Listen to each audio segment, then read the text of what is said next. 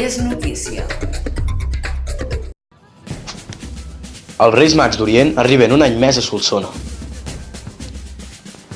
Com ja és tradició, els Reis Mags d'Orient han arribat un any més a Solsona, però aquest any amb un recorregut diferent i una comitiva més àmplia.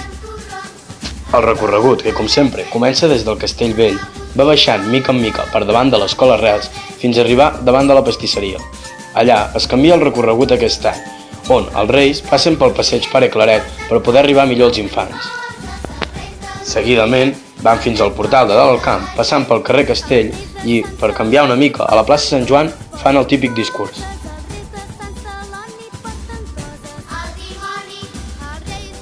Un cop acabat el discurs, els Reis baixen fins a la catedral per fer la peculiar ofrena.